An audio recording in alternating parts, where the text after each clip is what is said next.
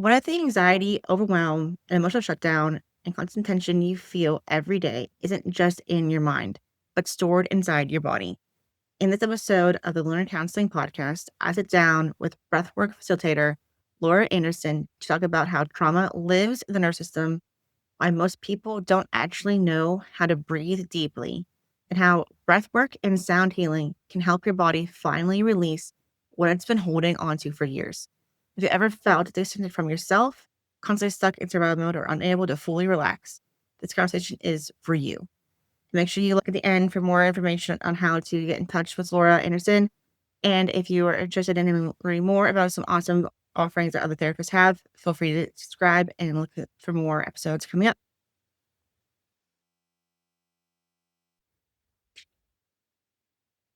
Hi, everyone, and welcome back to the Lunar Counseling Podcast. I'm your host, Kiara Brown, a LPC, EMDR Certified Therapist, Certified Hypnotherapist, and the owner of Lunar Counseling. This podcast is a space for real, grounded conversations with therapists, healers, and guides about the deeper layers of mental health, trauma, embodiment, and what it truly means to heal and integrate it in sustainable ways. Today, I am so happy to welcome Laura Anderson to the podcast. Laura is a certified yoga instructor, breathwork facilitator, and special education teacher whose work centers around nervous system regulation and the body's innate ability to heal. She's worked with a wide range of populations, from children with autism and young adults in residential treatment settings to older adults in assisted living, bringing compassionate, body-based approaches to people across the lifespan. She specializes in breathwork techniques designed to help people regulate their nervous system and reconnect with their bodies. She's deeply passionate about normalizing breathwork as an accessible tool for healing, empowering people to recognize their own capacity for self-regulation and well-being. Laura currently serves as the manager of Breathbox Studio, where she is helping expand access to breathwork practices and share the benefits of intentional breathing with a wider community. So welcome, Laura. Thank you so much for being here today. Hi, thank you for having me. Yeah. So you're actually our first teacher ever on the podcast. Oh, wow. Yes. So tell me a little bit about your work as a special education teacher, like what got you into that field. Okay. So I started out, almost 20 years ago in special education, and it was almost by accident. I had moved to Colorado from my hometown and stumbled upon this interesting looking job at a residential treatment facility, which is it's residential for girls and young women ages, I don't know, 9 and up. And it was a special place where girls who came from broken homes, from jail, from juvenile detention, from anywhere came, stayed for a certain amount of time, got therapy, but also we had a school attached to it so they could keep up with academics and try to earn some of the credits they had missed for a number of reasons. So I got really interested in that and jumped in with a what they called an alternative teaching certificate at the time. They just needed teachers and they're like, okay, we'll get you in there, get you certified. So that started my journey with special education. And I just embraced the fact that these girls and young women had such a background already, so much trauma coming in, and they were so young. And all they really needed was safety and structure and education and really just someone who cared. So that took me just into different levels where while I was working there, I ended up getting my master's degree in special education because I just felt that was my niche. It was an overpopulation of people with special needs that needed that attention. So got my master's degree in Colorado, started working over there, and then my husband and I moved to Las Vegas. I helped start up a charter school where I ran the special education department with them. So I got to work in a high school setting as well. And then after that, let's see, our trials. Then we moved to Texas where we now reside. And I worked in the public school system for a number of years and stayed in special education. And all throughout my career in teaching, I had also been a certified personal trainer. So I was working on the fitness side as well as the academic side for people and just recently started working with senior citizens with senior fitness, became a yoga instructor along the way. I really started making that mind body connection in kind of a very holistic way. And ever since then, I've just been trucking along and then came where I am today. Wow, that's amazing. And it's interesting too, because I've done stuff in like residential facilities before. And I love how you went like teacher route rather than like the traditional like therapist route, because that's where a lot of people go with that facility. But like you having that background and that understanding of those women and young girls in that situation, you can be a teacher that you can really confide in and understand why they were where they were. And you weren't, there's no judgment behind it. And you kind of, you're like, there's just their safe space in the school, which is so rare for kids to have. So that's amazing. Yeah, it was a really great experience. Yeah. So I can you, what was like out of all of those, like what do you feel like is like the biggest lesson that you learned about like yourself and what kind of brought you into the breath work side of it with all of this time? I think for me, along that path and that journey, I realized that I realized my purpose in a general sense. I'm still like looking for my path and everything, but I think I found the purpose was really service to others. I didn't grow up in a big family. I didn't grow up in a big community. We were all isolated, and I was very apprehensive as a kid and a young adult to delve into community service or anything like that. I just wasn't used to it. I was very shy growing up. I was very academically focused instead of, I wasn't an extrovert by any means.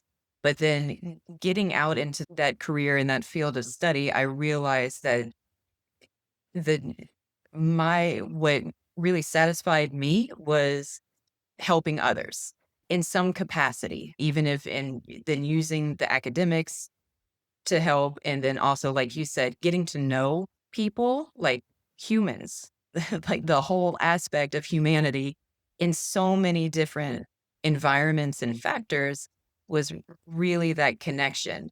And then for myself, I had my own things from my background and my past and my upbringing that I had just held in because that's my culture.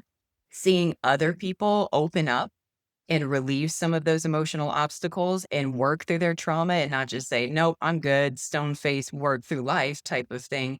It helped me develop as a human as well. Then, of course, taking the balance of physical fitness and a healthy lifestyle along with emotional health, that was the tying point for me. I was physically fit, I ate healthy, I did all the right things, but emotionally and mentally, and all those subtle bodies that correlate with it, that was a hot mess. Through everything that I've done, I found some self-discovery in that, and it all just ties together. That is amazing. And I love how like you've used your own like health, mental health journey and health journey to now like influence others. Which population, because you said that you work for like with the whole lifespan, which population do you feel like is like your biggest calling to work with? Oh my. Right now, in this time in my life, I definitely feel like I've veered toward more toward adults. I've worked the majority of my career with children and teenagers, which I loved. I really honed in and focused on the teenage piece because I had a huge connection to that. I was like, yep, I know what that was like. But now that I've done that so long, I'm really hyper focused on adulthood and reaching out to adults that have gone through all the things that the kids have gone through that I've worked with, but they haven't had the resources to be able to reset and let go of some of that trauma and work through everything to be their true selves. And I say that all the time is finding your true self, connecting back to that inner child, finding your path, finding your purpose, finding your self-worth. So that's really who I feel like I have that connection with now. And that's why I took on the role as the breathwork facilitator for Breathbox Studio, because that's the demographic that we're targeting right now, along with the kids and young adults. But this is the focus right now. That's so amazing. Can you speak a little bit more about what breathwork is for people that don't might not know what that means? Because some people have some like, weird ideas about it, but it's it's not mystical. It's based on science and physiology. But yeah, you just Yeah. Explain. Yeah, for sure. I know, and I love that because people are like, "Ooh, breath box, that sounds intriguing and woo," and it's not. It's and that's our purpose for bringing this out and to the public because it's perfectly natural, and it's a natural way for the body to heal itself through guided breath work. What it is, a combination of guided breath work and subconscious mind reprogramming. And that doesn't mean hypnotism in a certain way or brainwashing. What it is, we're taking two things that people have probably already experienced in their life, guided breath work and then sound healing.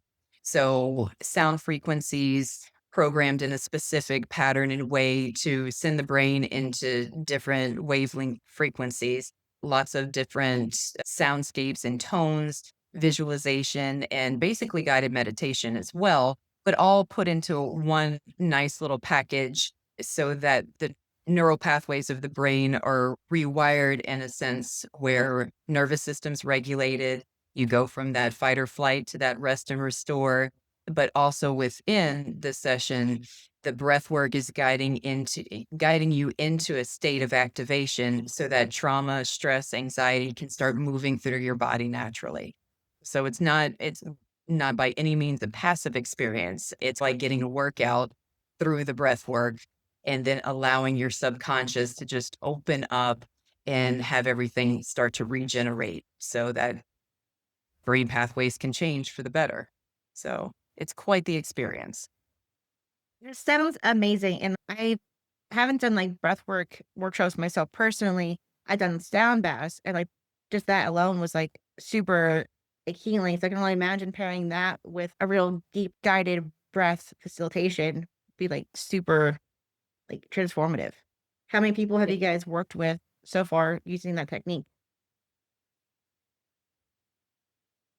Oh, so many. So this has been Dr. Rob Kelly started it with his practice over a year ago, and he was using it as part of his treatment program for addiction and recovery. Now that we've brought it out to the public, we've done in-person group sessions, one-on-one individual sessions, online sessions, which have reached 25 plus people at one time. So quite a few in all different capacities, and like I said, different age ranges. We've done sessions with kiddos, we've done sessions with adults, couples, treatment centers, everything like that. So accessible literally to everyone to experience. And like you said, most people have done maybe one or the other. Maybe they've done sound therapy, maybe they've done breath work, and just now putting it all together is a complete holistic experience that you can really reap the benefits from for sure. And it's not only for individuals who are trying to release trauma, stress, anxiety. We also have sessions that are programmed toward motivation and confidence. So, entrepreneurs, business professionals, anyone who's trying to start their own thing. We have a program set up where you go through the sessions and it really builds that confidence and it unleashes that self worth, helps with focus and attention and concentration when you're really trying to zone in and work on something. And then we have our down regulation sessions where if you just need to chill, if you want that full nervous system reset. I know you're a Vegas nerd, so it really taps into that Vegas nerve and restructures everything in there. So it's a little bit of everything for everyone. That is amazing. And it's also, I love that you have a different packages for different things. 'Cause you have people who think, well, okay, you're doing that. It's like for stress, anxiety, like the trauma pieces. But like knowing that sound is so healing and so moving in like different ways. It's just like people, whenever like when they're working out, like you have like your workout mix, right? Like you have like motivation, pump up music essentially, or you want to calm down, you have the calming stuff. Like music is so healing and so many different varieties. And then pairing that with the breath is kind of, I'm like, it's super jazzing to me because I just love, 'cause you're right. Like the vagus nerve is like I feel like this guide wire for everything when calming things down and hitting it in different ways. Kind of speaks to my little bilateral simulation heart. Absolutely. And yeah, and speaking of the bilateral, like that's part of the sound therapy in there too. We have the binaural brain entrainment. So we have binaural beats that cross the hemispheres and reset that piece. We have the isochronic tones that come in as an underlaying. layer to even everything out. And then we go through those different sound frequency waves. So we bring the brain into the alpha and theta state, depending on what you're looking to do to kind of recondition everything. So yeah, we're tapping hard into the subconscious and bombarding the brain with a lot of different information on purpose so that the outside stimulus is turned off and you can really go inward and just get that big mind body connection, which blows people's minds whenever that connection is made and all the different sensations that they get out of it and the visions that come up. And it's pretty magical. Yeah, I love that so much. Like my biggest thing with clients is I tell them all the time, we are going to reconnect your mind and your body because you spent so long being disconnected from yourself. That's time to get reconnected. And whenever I tell them, explain to them like different things that might be going on in their body related to like their emotions, they're like, yeah, I've been feeling all of that for so long. I'm like, yes, because everything is stored in your body and you're not listening to it anymore. So they're gonna it's gonna start fighting you. And like really Yeah. getting that connection put back together is so healing. And I just like I almost want to sit in on like the whole like group thing and just see the transformation happening with the people that you work with. I feel like that would just be just so phenomenal to see. Yeah, for sure. The seeing the group for sure, you can actually feel group energy as if you just say, even if you go to a sound bath or something or a breath work session and you can hear collective breath together, it's empowering in itself. And then for a lot of our sessions, we have an emotional release, which is it usually starts off with some activating breath work, a pretty decent breath hold, and then the exhale out, the release is either a sigh, a grunt, or a scream. And when you hear 25 people yelling and letting out those emotional obstacles and that all that junk that's stored up in there, it just reverberates the walls and everything is just it's intense. It's great. It's great. Yeah. So Have you ever done it with clients that have ADHD or any like neurodivergence? absolutely. Both and yes. ADHD, we do have specific programming for that if their goal is that focus and attention and down regulation for sure. So it's this process of getting that nervous system back into reset mode and then working on more compartmentalized small chunks of focus and attention targeted practices. So a breath work session might incorporate some more activating breath work for a smaller session and then jump into a piece where it's more visualization. So a guided visualization piece so that somebody can really try to hone in on visualizing and focusing on a particular situation, like walking through a forest, going down into a cave, something like that. And but really what the takeaway would be for that is finding a breathwork technique that works for that individual. So in times of distraction or times of overstimulation, they can utilize that breathwork that they've already practiced and every day. So it's not just an in-session thing. It's oh, I can take this out anywhere.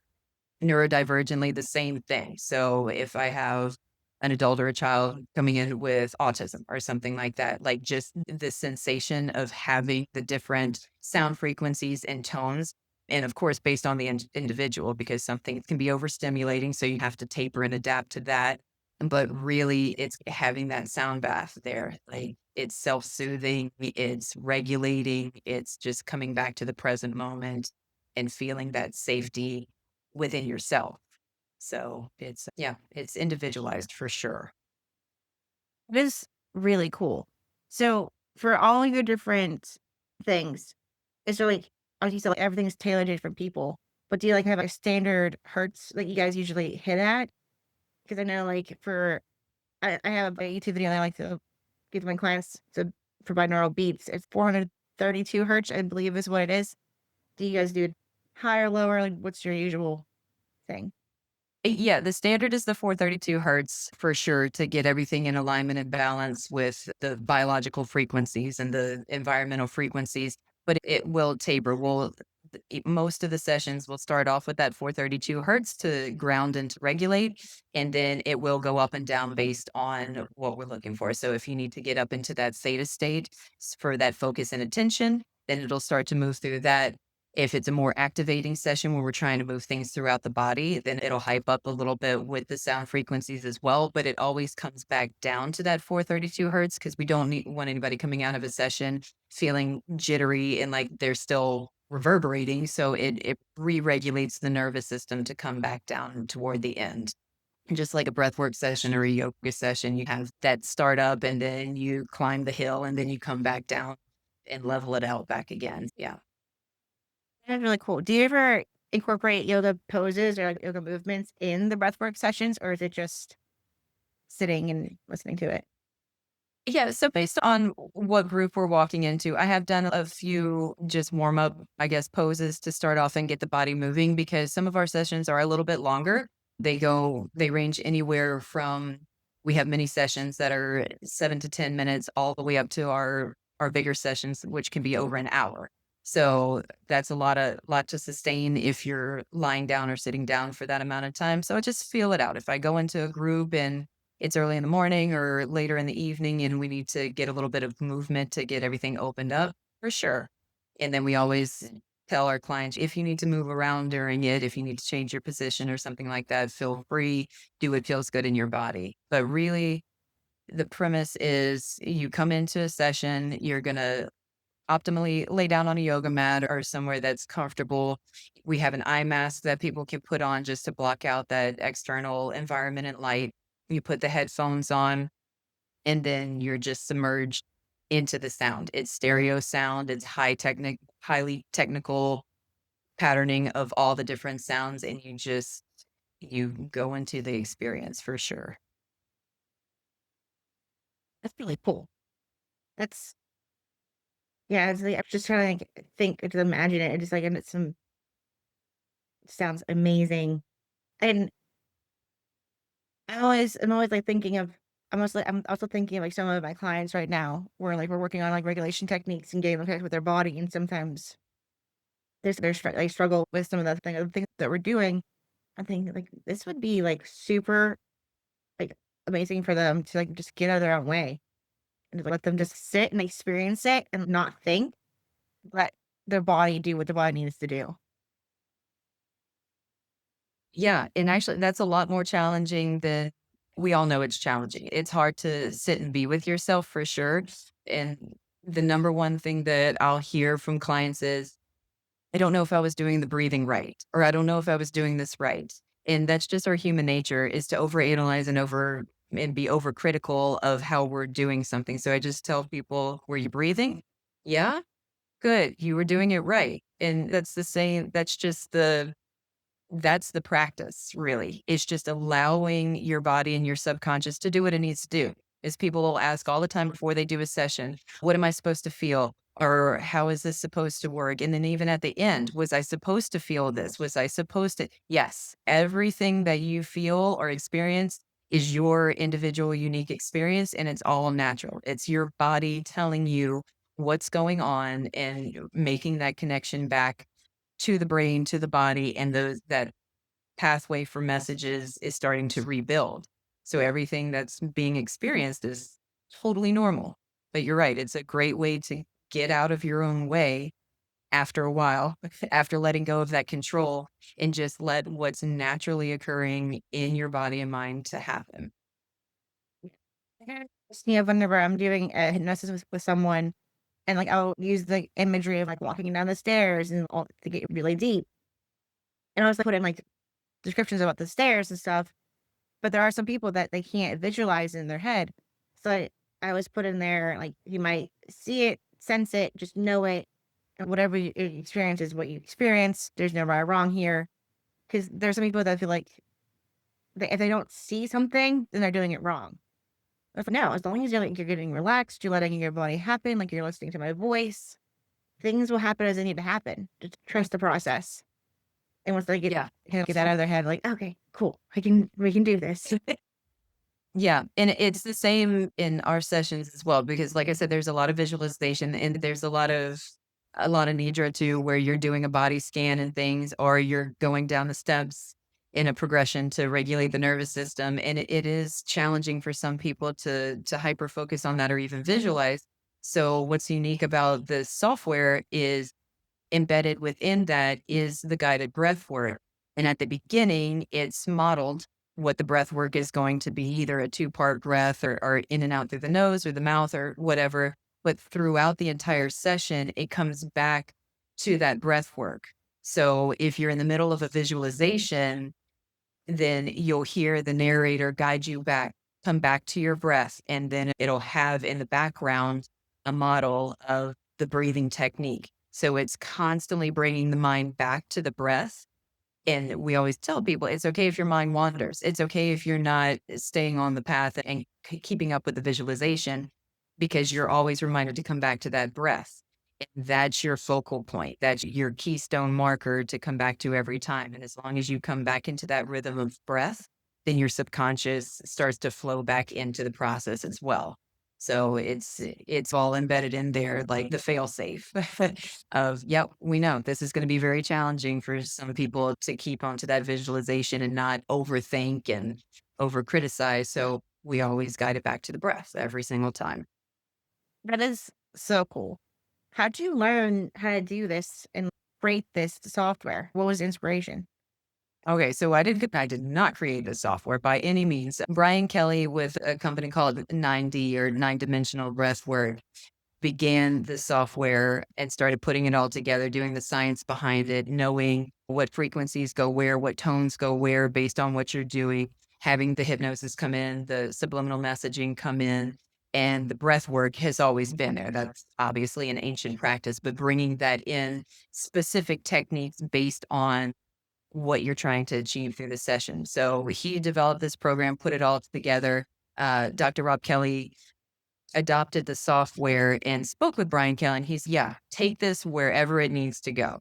So we've developed the Breathbox Studio as our own, taking what was already established and tapering it to our clientele. So what we need. We are in the studio now creating our own specific tracks based on the need that we're seeing that people are giving us feedback for. So it's taking off into its own direction, but we have that foundational system put in place. And then through that, we all had to be certified and trained as breathwork facilitators with this specific type of programming. So it just came into play with my yoga teacher training, my breathwork training, and then taking this training as well and being certified. And it just naturally coagulated and came all together. And I'm still learning. There's so much to learn about the neural pathways and the restructuring of the subconscious and that mind body connection and all the resources that can be implemented with that. So it's going to be a lifelong learning experience for sure. That is so cool. So, like with the software piece, is it something that people like get a membership for and they have access to, or how does this program usually work? No, only because it takes facilitation. If I just gave you the software and said, go with it, there needs to be some guidance. And it's interesting, but none of us really know how to breathe. That's So so true. yeah, it's one of the simplest things you would think. And after we like get up and start walking as toddlers, we forget how to breathe. So it's very much a facilitated process. So what people will do, they'll sign up for a session. So on our website, it's all laid out. It's got details on the different programs that are offered, the different types of sessions they can go into, or they can just give us a call and be like, hey, this is what I'm looking to do, or this is what I'm struggling with right now. What can we do about that? We'll sign them up for a session, either individual, group, or online. When they come in or when we meet, we do an intake, which is just a conversation. What have you been dealing with? What are you looking to do? And then we'll taper their program to whatever they're working on. If they just want to come try it out and they're feeling super stressed and anxious, I'm like, I got you. Let me throw you on this session here. I'll guide them through the breathwork technique that they're about to jump into. So we might do a little practice together of what that breathwork's going to look like. And then the rest is up to them. We don't give them too much information going in because we don't want preconceived notions of what it's going to be or how they're going to experience it because it's so unique and individualized. But we give them the IMS, we give them the headphones, and we start the session, and it's all guided from there. And we supervise, of course, just to make sure everything's going good. And sometimes we also assist. So if it's a pretty heavy hitting session, an activating session where they're working through specific traumas, we're right there and we can help move that energy through. And that's a whole different animal or box of worms to open up, but we can assist with that a little bit. And we're always there for the support. And then at the end of the session, the headphones come off, we walk out of it together and we'll debrief and go through anything that they want that comes up, and then just give some self-care tips after that, and they're good to go. Yeah. That's really cool. I love how you said no one knows how to breathe because that is so true. And I have I don't know if you've heard of them, the Little Spot books by Diane Elder that I bought for my kids. And I was reading the Peaceful Spot one to my daughter last night. And in it has like how to do a really deep breath exercise. So it's teaching her how to actually do a deep breath. And like I was showing her, like, make sure you have your belly go out like a balloon. And like showing her how to do it. And she's still staying like right in her chest. I'm like, no, sweetie, Yeah. swallow it down, get really deep. And my son had was do the same thing. I'm like, make sure your belly goes out like a balloon. And so just interesting too, like even because they're still really young, they're 5 and 3. Like they're still like really little, like actually knowing how to breathe from like just childhood without all the anxiety pieces of adulthood that comes into play. They have an issue with it too sometimes. So teaching them at a young age, I'm hoping, I'm hoping that it will last a little bit longer. Yeah, it's a great practice. I do it with my kids all the time too, and they're like, "Mom, seriously, we're gonna breathe some more?" And I'm like, "Yep, yeah, we totally are." But they take to it a lot better than some adults because, yeah, we're so used to adapting to not breathing that we don't realize what's going on physically whenever we're not. So anytime those shoulders are starting to rise or those narrow little breaths in are not a full exhale out, like a lot of people, myself included, don't take that full breath out because we're so quick to take that next breath in that we don't just release everything out. And with every exhale, your nervous system is sending messages to your brain back to your body saying, you're okay. Let that tension go. And your whole body just can melt with that exhale. Or something I teach the kids that I teach is angry breath. So I always say, if you're angry at mom or dad or teacher or sister or friend, we'll take a lion's breath, an angry breath out. So they'll breathe in through their nose or their mouth and then just stick your tongue out and exhale it out. And it's so funny that they do that. And not only psychologically, when they stick their tongue out and breathe out, they make themselves giggle a little bit. So that lifts their mood. But just exhaling fully and letting all that hot air that's built up from their anger out it's transformative. And I have adults do it too. And they think it's the silliest thing. But honestly, again, we don't know how to breathe and we just keep everything inside, letting it out and being mindful of, oh, I've been holding my breath, or I haven't taken that full breath in, full breath out yet, can be really beneficial. Yeah, and that is so true. I tell like clients to do the lion breath too, and I'll do it with them to show them how to do it.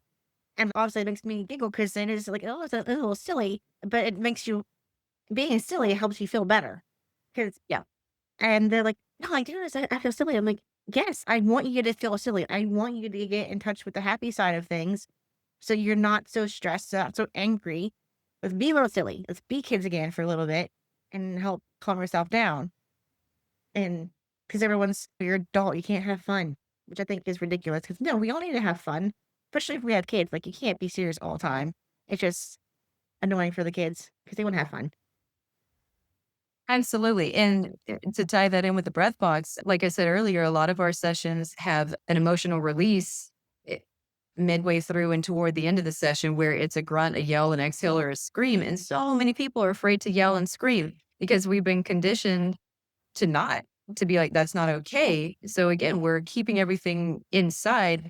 And clients will do the breath work and they'll go through the entire session and they have all this heat built up and all this emotional stagnation coming. And then they're afraid to let it out. And it's subconscious and it's also physical. Like as soon as you let that out, yell as loud as you need to, scream it out, laugh it out, cry it out, whatever you need to do. As soon as they do that, they're like, oh my God, that weight has been lifted. A lot of people say there's a blockage like in the bottom of their throat in their chest. And like, yeah, that's a emotional stagnation going on.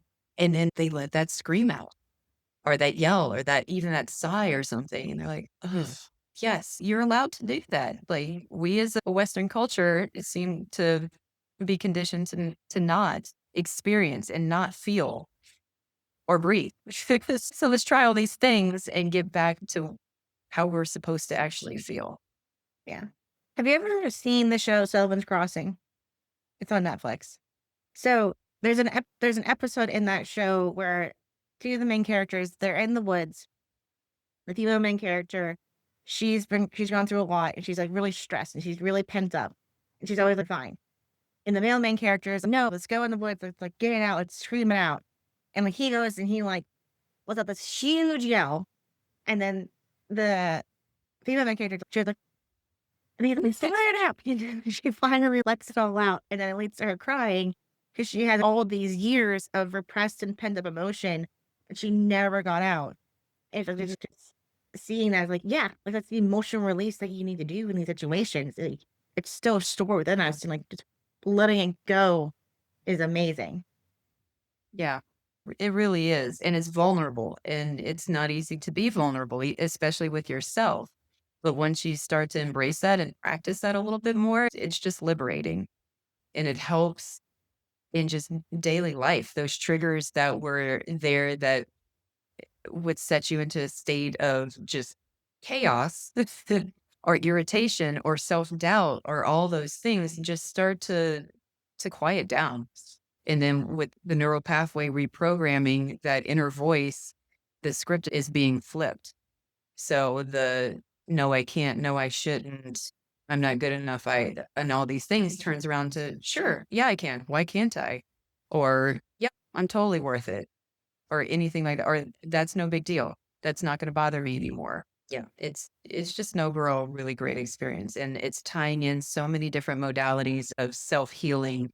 That's really our mission with BreathBox is just normalize this and get this out to as many people as possible, so people know there are options outside of Western medicine. Like your body and mind can heal itself for sure. Yeah, you may need some additional supports to begin, and that's great. There's a place for Western medicine to work with all this Eastern tradition and woo and all that things, but really it's giving people back their self-empowerment of you can heal yourself. You can build yourself back up. And that just translates into the different generations. If I can show my kids that I can heal myself and I can empower myself, that's just showing my two daughters they have the capacity to do the same thing. Yeah. Yeah, That's great. I love that so much, and it's right.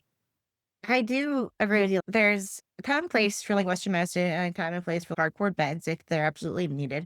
But I get 100% like our body can heal itself. It was designed for that. And letting our bodies like function the way they need to function naturally will help heal so much faster than like relying on medications all the time.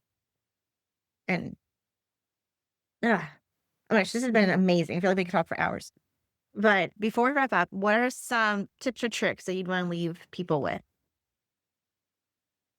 I feel like a really good start is mindfulness. And I know that word gets thrown around a whole lot these days, but really just stopping for a moment, closing your eyes, taking a little bit of time to notice how your physical body's feeling, how your mental state is, how your heart's feeling, and reconnect to actual breathing. It doesn't matter if you're breathing shallow or deep or anything like that, but just noticing how you are in one particular time in space. And then giving yourself the permission to take whatever steps are necessary to make yourself well so you can show up for the world. So I just had this conversation the other day with a client who's trying to convince her friend to invest in doing some breath box sessions. And she said, you're willing to invest in all these other things for I guess, self-help or something. So she's going to doctors all the time and she's doing this and that and she invests in her kids and her work and her home and her life. now it's time to invest in something for you to make you feel better. So really invest in yourself and be mindful of what's going on with you right now, for sure. I love that because you're right. Like, especially like, people that are parents, like they devote so much time and energy into their kids, rightfully, but also you can't parent your kids if you yourself are ill. So healing Right. yourself, taking time for yourself is super important so you can be there for your kids long term. For sure. What is the best place for people to find you to get in touch with you to see about doing breath walks? Yeah. So our website is the best place to land so you can get a little bit more information and schedule a session. So it's breathbox.studio.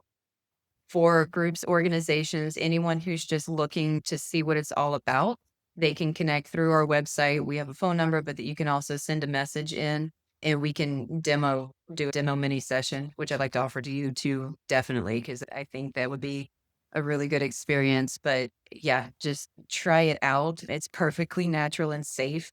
So nothing too scary about it. But yeah, our website's the best way to go for that, and then we have our social media links that we're bulking up pretty hardcore, and yep, just get in touch with us and we'll see what we can do for you. That's amazing. Thank you so much, Laura. This has been amazing. This is great. Thank you for the opportunity for sure. Of course.